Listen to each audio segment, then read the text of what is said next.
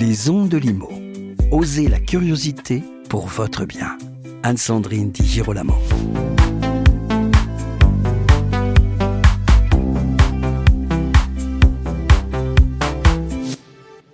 Le rendez-vous des pros de la location saisonnière est de retour. Si vous ne connaissez pas encore ce salon entièrement dédié aux problématiques des professionnels de la location saisonnière et dont une nouvelle édition aura lieu le 16 mai 2025, ou bien si vous souhaitez simplement en savoir plus sur cet événement qui réunit les acteurs majeurs du secteur, eh bien vous serez ravis d'écouter aujourd'hui Élise Ripoche, fondatrice du salon. Bonjour Élise Ripoche. Bonjour Sandrine.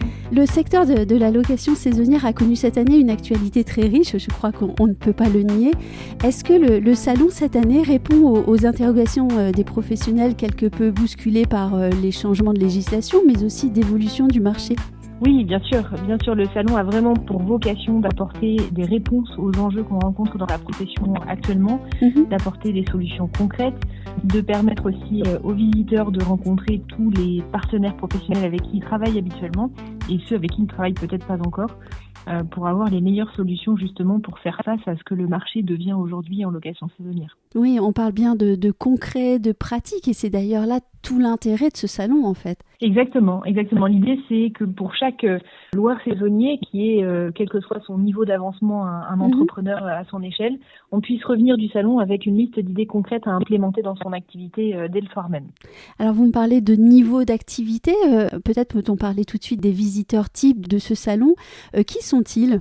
Le visitorat du salon, il se répartit en 5 familles. Oui. On a la famille des conciergeries, la famille des agences immobilières, la famille des gîtes et des maisons d'hôtes, la famille très méconnue des sous-loueurs professionnels, et on a aussi les investisseurs immobiliers. Alors je crois que j'oublie personne, je crois que j'en ai dit 5. Ah oui, voilà. Mais alors moi j'ai quand même une question. Je suis un particulier curieux, je voudrais peut-être aussi me lancer dans cette activité. Est-ce qu'on me ferme la porte du salon ? Alors c'est une très bonne question. Non, on va pas vous fermer la porte du salon évidemment. Si on est un particulier curieux de la courte durée, on peut s'inscrire au salon. Maintenant, c'est vrai que le salon est un salon professionnel qui a un très haut niveau d'exigence aussi sur le contenu et sur les sujets qu'on aborde. On parle, comme on le disait, des enjeux de la profession, donc il faut anticiper le fait aussi que si on est réellement débutant dans cette profession, on peut avoir le sentiment de découvrir plein de problématiques potentielles et peut-être de se sentir un peu inquiété ou un peu dépassé par le contenu. Oui. Voilà, un peu dépassé, exactement, par le contenu. Oui, alors justement, on va parler de contenu. Comment cette année le salon est-il organisé ? Quelles conférences, quels ateliers, quelles rencontres aussi ? Alors, on va avoir une vingtaine de conférences cette année, une vingtaine de conférences qui vont traiter de tous les enjeux. Il y a plusieurs... C'est très varié, il y a plusieurs sujets. On peut nommer par exemple des conférences sur l'IA qui vont avoir lieu pour voir comment est-ce que l'IA peut nous aider dans l'exercice de la profession. On va aussi avoir une conférence par exemple d'Abritel du groupe Expedia qui est l'exposant leader cette année qui va nous parler de toutes les tendances sur le comportement voyageur en 2025 à avoir en tête et à anticiper. On va aussi avoir évidemment des prises de parole sur la partie réglementaire qui est un gros sujet dans notre domaine. Donc voilà, ça va être extrêmement varié. Et oui, la partie réglementaire cette année, elle a été quand même prédominante dans l'actualité. Mais personnellement, moi, je serais très, très intéressée par des conférences sur les tendances voyageurs, par exemple. Ça doit être assez fascinant. C'est vrai que c'est fascinant et puis c'est toujours étayé de chiffres. Donc, ça permet aussi de mettre en perspective les tendances que les grosses plateformes du domaine observent en ce moment et de pouvoir en tirer des conséquences pour sa propre activité. C'est toujours très riche, oui. Ah oui, effectivement, c'est toujours enrichissant aussi que de pouvoir entendre et recevoir les informations qui ont été collectées par les plus gros que soi. Alors évidemment, les plateformes, c'est beaucoup, beaucoup plus gros que soi quand on est un loueur professionnel, courte durée, mais justement, grâce à eux, on peut progresser. Exactement, on peut progresser et c'est vrai que exactement comme vous dites, en fait, ça nous permet de prendre de la hauteur un peu, ça nous permet de prendre de l'avance aussi par rapport aux concurrents avec qui on évolue en tant que loueur saisonnier ou gestionnaire de biens, parce que on a d'ores et déjà une vision de ce qui va se passer sur les mois à venir et ça donne quand même vraiment un coup d'avance, entre guillemets. Oui, alors vous avez dit quelque chose, de prendre de la hauteur, c'est important. Moi, j'aimerais aussi qu'on parle d'ampleur, parce que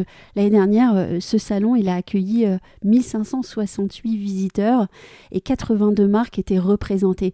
C'est extrêmement important, en fait. Oui, c'est un salon qui a tout de suite trouvé un écho important dans le domaine. Je pense qu'on avait un réel besoin de se réunir, un réel besoin de partager les bonnes pratiques et d'être ensemble aussi. C'est une façon pour la profession aussi de se serrer les coudes. Donc, et c'est un record européen dans les salons pro en location saisonnière. Donc voilà, on est heureux de ça. Et puis, l'aventure continue cette année encore. Et avant de donner les informations pratiques, moi, j'ai, Élise Ripoche, une question un peu plus personnelle à vous poser, parce qu'il me semble qu'il n'est pas donné à tout le monde de pouvoir organiser un tel événement. En tout cas, je suis impressionnée.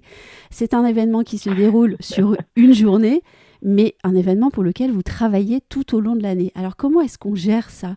Je dirais, ces différences émotionnelles, vous voyez, ces ascenseurs émotionnels entre une journée tellement pleine et puis le reste de l'année, un travail constant.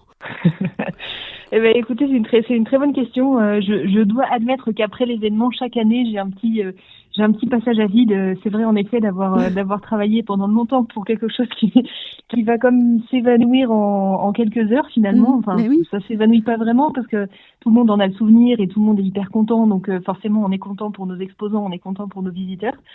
Mais c'est vrai que il y a ce petit passage à vide et puis après en fait il faut déjà redémarrer sur l'édition qui suit, donc finalement on n'a pas le temps trop longtemps de se poser la question, mais c'est vrai que c'est assez spécifique. Oui, c'est un travail assez spécifique quand même, voilà. On va terminer avec les informations pratiques si vous le voulez bien. Donc on se donne rendez-vous le 16 mai 2025, c'est bien ça ? Exactement, le 16 mai c'est la journée salon et le soir du 15 mai, la veille au soir, on a le dîner mastermind pour les visiteurs qui ont plus de 20 biens et qui souhaitent avoir ces sessions de travail entre avancées le soir du 15 mai pour un dîner mastermind. Et nous sommes porte de la Villette à Paris, au Paris Event Center. Exactement. Quels sont les tarifs également ? Alors le prix de la billetterie actuellement est à 58 € pour le billet salon pour la journée du 16 et il faut savoir que le 23 avril le prix Early Bird s'arrête et donc le prix du billet va passer à 68 €. Ah oui, donc il faut s'inscrire maintenant en ligne évidemment sur le site rdvlocationsaisonnière.com. Merci Élise Ripoche d'avoir partagé avec nous ce sujet très important pour les professionnels de la location saisonnière actuelle ou en devenir, même si on a compris que c'était un petit peu plus compliqué de venir visiter le salon en étant complètement novice, mais bon, ils sont les bienvenus. Et puis nous, chers auditeurs, chères auditrices, on se retrouve très vite pour un nouvel épisode. Merci beaucoup à vous.